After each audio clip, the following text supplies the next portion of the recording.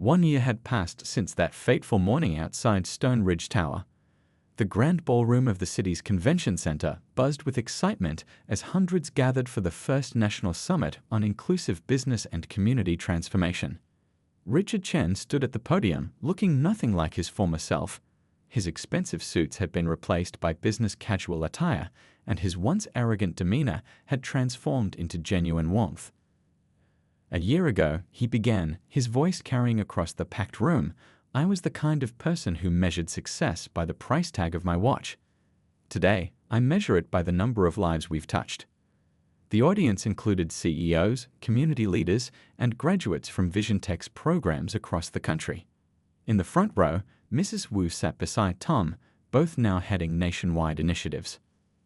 "Our foundation has launched 150 new businesses," Richard continued. "But the real success isn't in the numbers, it's in the stories." The giant screen behind him showed transformations, before and after pictures not of buildings or balance sheets, but of lives changed. The food truck entrepreneur who now owned a restaurant chain. The veteran who'd reformed hiring practices at 20 major companies. The domestic violence survivor whose app had helped thousands. David Lee watched from his usual spot at the back, wearing his signature simple clothes. His experiment in teaching humility had grown into a movement that was changing corporate culture across America. "We've proven that profit and purpose can coexist," Richard announced. "Every one of our partner companies has seen increased productivity, improved morale, and yes, higher profits since adopting inclusive hiring practices." The presentation shifted to show the ripple effects. Children returning to school because their parents found stable jobs, communities rebuilding as local businesses thrived, corporate cultures transforming as empathy replaced judgment. "But my proudest achievement," Richard said, his voice softening, "isn't the programs we've built or the lives we've changed. It's the person I've become." He gestured to the back of the room where David stood. "A year ago, I judged a billionaire by his clothes and tried to have him removed from my building. Today, he's my closest friend and mentor, and I finally understand what real wealth means." David made his way to the stage amid thunderous applause. The two men, once divided by prejudice, now stood together as symbols of transformation. "This summit," David addressed the crowd, "isn't about charity. It's about changing how we define success in business and in life." Richard's journey proves that when we open our hearts, we open doors for others. The afternoon featured panel discussions with program graduates sharing their stories. Richard sat among them, no longer as a CEO looking down from above, but as an equal participant in their shared journey. Later, at the shelter where it all began, Richard and David served dinner together. The kitchen now featured state-of-the-art equipment, but the spirit of community remained unchanged. "Did you ever imagine," Richard asked, handing out plates, "that throwing me off my high horse would lead to all this?" David smiled, remembering their first encounter. "I saw potential in you, even at your worst moment. Sometimes people just need a chance to see themselves differently." As evening fell, they walked through the shelter's expanded facilities, the computer lab buzzing with coding classes, the business center helping new entrepreneurs, the library where David still read to children. "We're not just changing lives," Richard reflected, watching a group of residents working on business plans. "We're changing the whole definition of what it means to be successful." The sun set over the city skyline, casting a golden glow through the windows. The same buildings that had once represented Richard's narrow view of success now stood as beacons of possibility and transformation. A new group of business leaders was scheduled to start their community service the next morning, executives who, like Richard a year ago, needed to learn about true worth and dignity. "Ready to share your story with them?" David asked. Richard nodded, thinking about his journey from arrogance to understanding, from judgment to compassion. "Everyone deserves the chance to be transformed," he said, "just like you gave me." The city lights began twinkling on, each one representing a story of change, a barrier broken, a life transformed. And in the shelter's warm light, two men from different worlds continued their work, proving that true wealth isn't measured in dollars, but in the lives we touch and the hearts we change. 6 months had passed since the morning that changed everything. The winter sun peeked through the windows of Vision Tech's new community center, where Richard Chen stood among dozens of graduates from their first tech training program. When I started this journey, Richard addressed the crowd, his voice filled with genuine emotion. I thought I was being punished. David Lee, our partner and my mentor, taught me it was actually a gift. The audience included shelter residents, business leaders, and community members. In the front row sat Mrs. Wu, beaming proudly at her former students who were now employed professionals. Today, we're not just celebrating your graduation, Richard continued. We're celebrating second chances, broken barriers, and shattered stereotypes. He gestured to the success wall behind him, photos of program graduates in their new roles.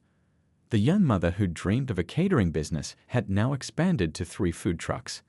The veteran was revolutionizing Vision Tech's hiring practices. Tom, now a senior executive, had launched similar programs in 5 other cities. David Lee sat quietly in the back, dressed in his usual simple attire. He watched as Richard, wearing a modest suit instead of his once signature designer labels, shared stories of transformation. Our foundation has provided startup funding to 50 entrepreneurs this year alone, Richard announced. But more importantly, we've created a community where dignity and opportunity go hand in hand. The ceremony continued with graduates sharing their stories. A former accountant who'd lost everything to addiction now ran the foundation's financial literacy programs. A domestic violence survivor had developed an app connecting people in crisis with immediate resources. During the reception, Richard walked among the guests, remembering faces and names, asking about families and progress. No longer was he the CEO who couldn't be bothered to acknowledge security guards or cleaners. "You've exceeded expectations," David said, joining him at the refreshment table catered by their first success story. "This isn't about charity anymore. It's about real change." Richard nodded, watching a new group of students touring the training facility. "I learned that success isn't about rising above others, it's about rising together." The foundation's impact had spread beyond just job training. They'd helped establish affordable housing initiatives, mental health support programs, and a network of business mentors committed to inclusive hiring. Later that evening, Richard returned to the shelter where it all began. He still volunteered at breakfast shifts twice a week, now joined by several of his executive team who'd followed his example. Mrs. Wu handed him his usual apron. "Remember your first day here?" she asked with a knowing smile. "How could I forget?" Richard laughed. "I didn't even know how to work the coffee maker." As he prepared for the morning shift, Richard reflected on his journey. His bank account hadn't changed much, but his definition of wealth had transformed completely. The shelter's library, now expanded and modernized through Vision Tech's support, still featured David Lee reading to children every week. The billionaire who chose simplicity had taught Richard that true influence comes not from displaying power, but from empowering others. Next week's board meeting, Richard mentioned to David as they set up for breakfast, "We're voting on expanding the program nationwide." David smiled. And the old Richard Chen would have cared only about the bottom line. "What matters to you now?" "The lives we can change," Richard replied without hesitation. "The barriers we can break, the communities we can build." As the first shelter residents arrived for breakfast, Richard took his place behind the counter.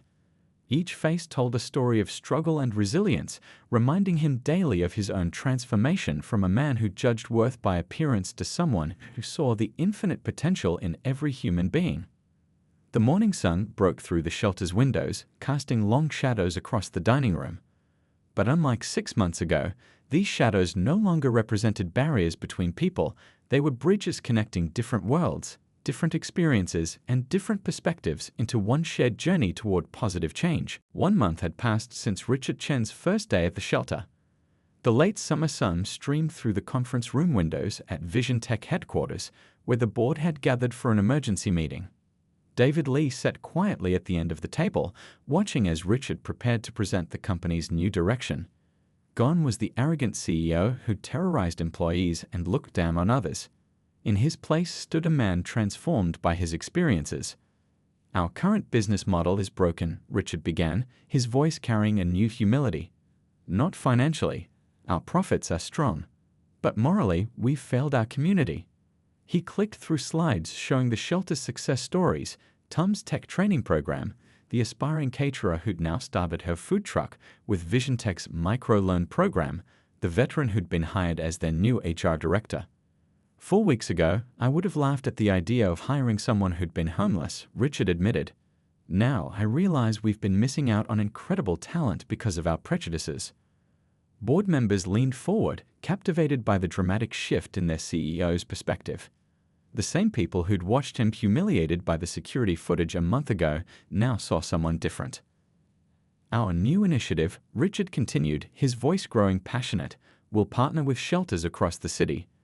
We're converting our empty 5th floor into a training center. Mr. Harrison, will head our new tech education department. David noticed the genuine pride in Richard's voice when he mentioned Tom. The two had formed an unexpected friendship over countless early morning coffee shifts at the shelter. But here's the real change, Richard said, straightening his shoulders. I'm pledging 30% of my personal shares to establish a foundation for homeless entrepreneurs. Every person deserves a chance to rebuild their life with dignity. The boardroom erupted in applause. Even the most hardened executives found themselves moved by the transformation they were witnessing. Mr. Lee, Richard turned to David. You taught me that true wealth isn't in our bank accounts. It's in our capacity to lift others up. I hope this proposal meets your expectations for our partnership. David stood slowly, a warm smile crossing his face. It exceeds them, Richard. But more importantly, it comes from a place of genuine understanding, not just obligation. As the meeting concluded, Richard's assistant, the same one he'd once dismissed so rudely, handed him his schedule. The shelter's computer class starts in an hour, sir. And Mrs. Wu asked if you're still bringing cookies for the kids' reading session. Richard smiled, remembering how he used to mock such trivial commitments. Now they were the highlights of his week. Oh, and sir, his assistant added, that young woman you helped with the food truck. She's catering next week's board meeting. She insisted on doing it at cost, but I told her we pay market rates to all vendors now. Later that afternoon, Richard and David walked through the shelter together. They watched Tom teaching coding basics to a diverse group of eager learners. Mrs. Wu waved from the kitchen where she was training new volunteers. A month ago, I judged you by your clothes, Richard said quietly. I thought I knew what success looked like. David nodded thoughtfully. And now? Now I understand that the size of someone's heart matters more than the size of their wallet. Richard paused as a shelter resident showed him a website she built in Tom's class. We're not just changing lives here. We're changing the definition of success itself. The two men continued their walk, discussing future plans. Through the window, they could see the city skyline, the same buildings, but somehow they looked different now. They weren't just monuments to wealth anymore, but opportunities to create real change. Richard's phone buzzed with a message from the board. They'd unanimously approved his proposals. He smiled, remembering how he used to measure his worth by such victories. Now he measured it by the number of lives he could help transform. Ready for tomorrow's breakfast shift? David asked with a knowing smile. Always, Richard replied, and he meant it. In losing his arrogance, he'd found something far more valuable, his humanity. First day going well? David asked, setting down the books. Richard looked up, embarrassment mixing with newfound respect. I had no idea. About any of this. About you. That's why we're here, David smiled. Not for punishment, but for perspective. Real success isn't in isolating yourself at the top. It's in building bridges to help others climb up too. As Richard prepared to leave that evening, Mrs. Wu handed him a schedule for the next day. The computer lab needs help with basic coding lessons, she said. Tom mentioned you might have some experience. Looking at the schedule, Richard realized something. For the first time in years, he felt useful in a way that had nothing to do with money or power. In his car, he loosened his tie and looked back at the shelter. Through the windows, he could see David Lee sitting with a group of children, reading them a story, completely at peace with his billions and his humanity existing in the same space. Richard pulled out his phone, canceled his dinner reservation at an exclusive restaurant, and instead ordered pizza for the shelter's evening shift. It was a small gesture, but it was a start. Tomorrow, he decided he'd wear something more practical. After all, true worth wasn't in the price of his clothes, but in the value of his actions. Dawn broke over the downtown shelter as Richard Chen pulled up in his luxury car, feeling completely out of place. It was his first day of mandatory community service, part of David Lee's conditions for the business partnership. Inside, the shelter's director, Mrs. Wu, a petite woman in her 60s, greeted him with knowing eyes. "Mr. Chen, right on time. Your orientation begins in the kitchen." The industrial kitchen was a far cry from his penthouse's gourmet setup. Steam rose from huge pots as volunteers prepared breakfast for over 200 people. "You'll be working with Tom," Mrs. Wu gestured to a tall man stirring oatmeal. Richard was shocked to recognize him, a former VP from a rival tech company. "Life's funny, isn't it?" Tom smiled, noting Richard's expression. "I lost everything in 2008. Found myself on these very streets. Now I run a tech training program for shelter residents." Richard awkwardly rolled up his designer shirt sleeves, trying to hide his discomfort. "I've never actually cooked before." "Perfect time to learn," Tom replied, handing him a ladle. "Everyone starts somewhere." As the morning progressed, Richard watched a steady stream of people file through, not the faceless homeless he'd previously dismissed, but individuals with stories, dreams, and often impressive backgrounds. A former engineer who lost everything caring for his sick wife. A young woman escaping domestic violence, now coding websites between shelter shifts. A veteran working towards his business degree. During the breakfast rush, Richard spotted a familiar face, the security guard from his building. Off-duty and volunteering, the man nodded respectfully but said nothing about their previous encounters. "Your friend David comes here often," Mrs. Wu mentioned casually as Richard struggled with a massive pot of coffee. "Though most people just know him as Bookman, he runs our library and computer lab." Richard nearly dropped the pot. "He volunteers here regularly?" "3 times a week for the past 5 years," she smiled. "Never mentions his wealth. Says true richness comes from human connection." As morning turned to afternoon, Richard's expensive shoes pinched, his back ached, and his starched shirt was a mess. But something else was happening too. His perspective was slowly shifting. He watched Mrs. Wu comfort a crying teenager, Tom patiently teaching computer basics to an elderly man, volunteers from all walks of life working together without judgment. During lunch break, Richard sat with the shelter residents, listening to their stories. A former Wall Street analyst told him about mental health struggles that destroyed his career. A young mother shared her dreams of starting a catering business. "You know," Tom said quietly, joining him, "most people are one crisis away from needing help. The difference is whether they have a support system." Richard thought about his own path, the inherited wealth, the connections, the safety nets he'd taken for granted, while looking down on others. Late afternoon brought David Lee himself, dressed in his simple clothes again, carrying a box of donated books. He spotted Richard, still in his now rumpled designer suit, deep in conversation with the aspiring caterer about business plans. He displayed a new presentation outline. "Vision Tech has potential, but its culture needs radical transformation. My investment will depend on implementing comprehensive diversity programs, community outreach initiatives, and a complete overhaul of hiring practices." Richard watched helplessly as his board members nodded in agreement, some looking relieved at the chance for positive change. "And Mr. Chen," David added, "will personally oversee our new homeless entrepreneurship program. I believe 6 months of direct community work will provide valuable perspective." The board meeting continued for another hour, but Richard barely heard the details through the roaring in his ears. His carefully constructed world of superficial power had been shattered by a man he judged solely by appearance. As the room cleared out, David paused beside Richard's chair. "Success without compassion is failure in disguise," he said softly. "Tomorrow's your first day at the downtown shelter. Don't be late." The sun had set by the time Richard finally left the building, his Bentley feeling somehow hollow now. He passed the bench where he'd confronted David that morning, seeing it, and himself, through new eyes. A cleaner was tidying the lobby, wearing clothes similar to what David had worn earlier. Richard stopped, then did something he'd never done before. He smiled and said, "Good evening." The seeds of change had been planted, though Richard didn't know yet how deeply they would grow. Tomorrow would bring new challenges, but for the first time in years, they wouldn't be about money or power, but about rediscovering his humanity. The late afternoon sun cast long shadows across the plaza outside Stone Ridge Tower as Richard Chen marched arrogantly toward the main entrance. The security footage from that morning's incident was still being whispered about among the building staff, who exchanged knowing looks as he passed. "Have my presentation ready," he barked into his phone.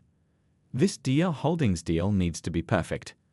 I'm not losing $100 million because someone can't make decent slides." Inside the lobby, David Lee stood quietly observing, now dressed in a perfectly tailored charcoal suit.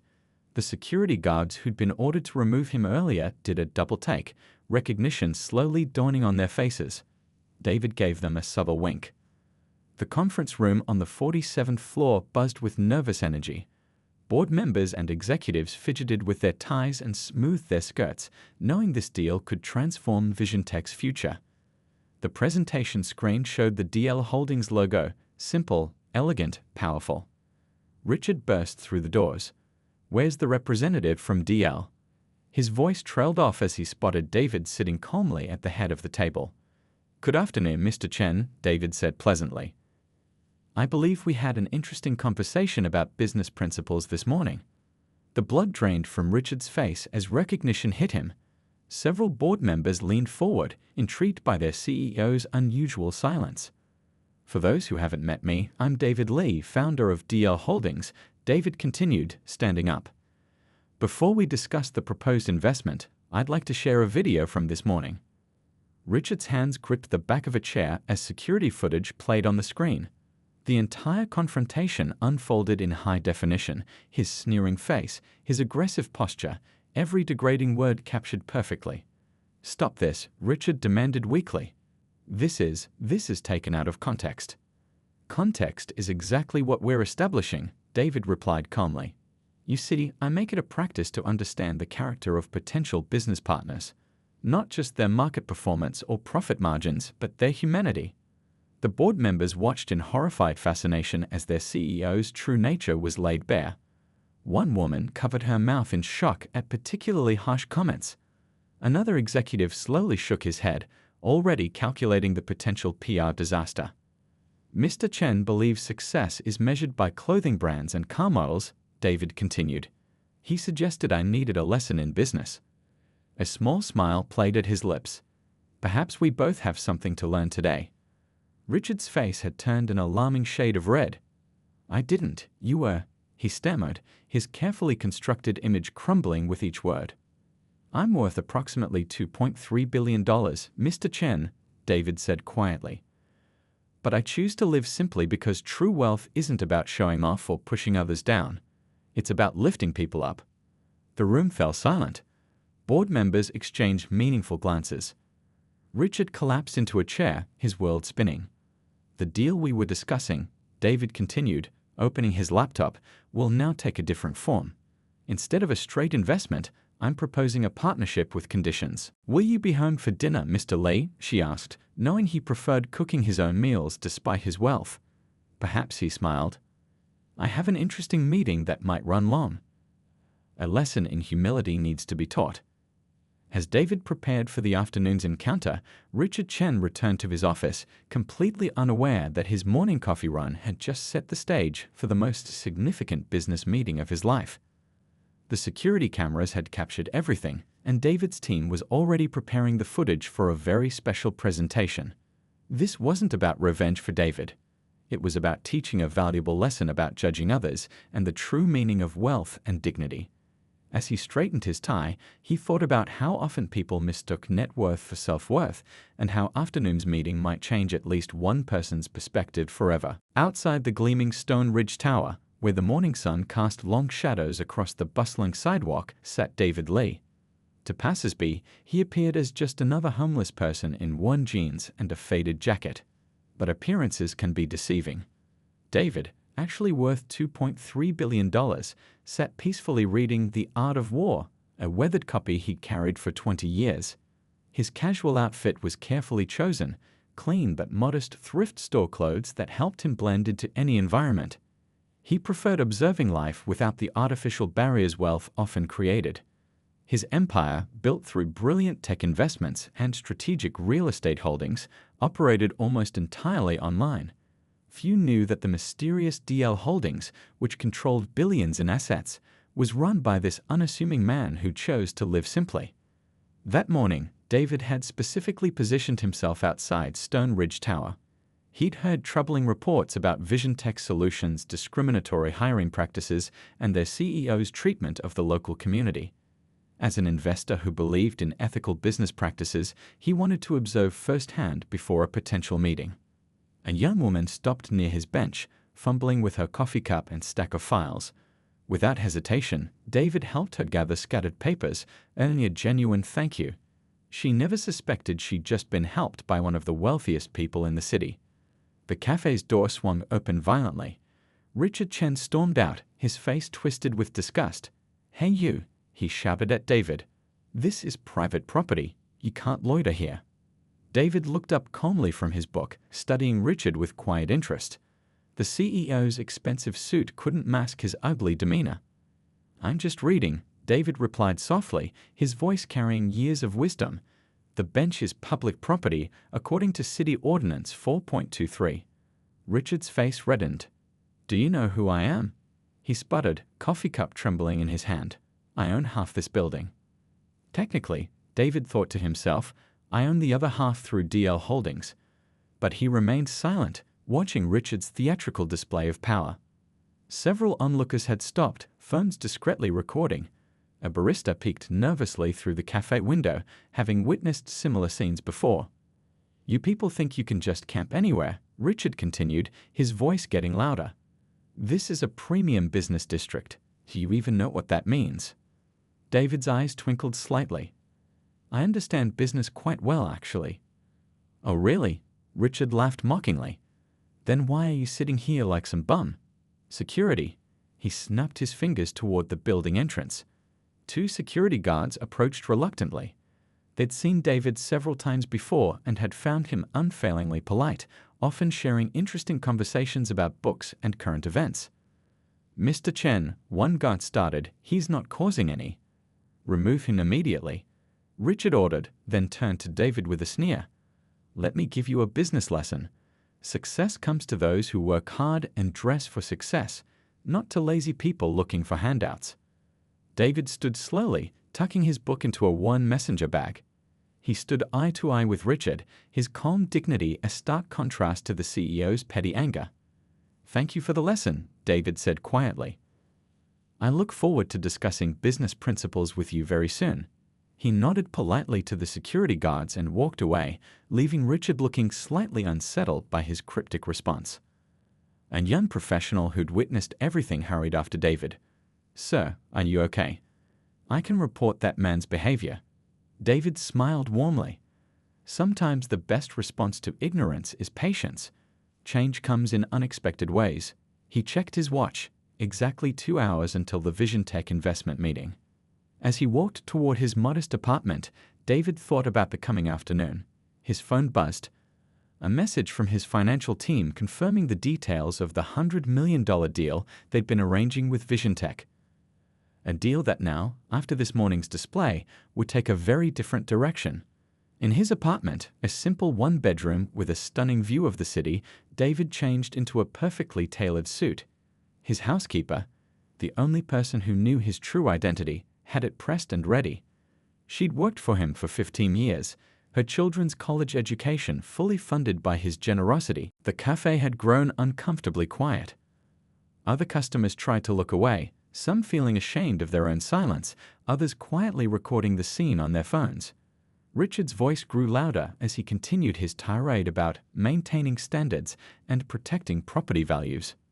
In that moment, Richard Chen, who prided himself on being a visionary business leader, failed to see the most basic truth, that his actions revealed far more about his own character than about the man he was judging.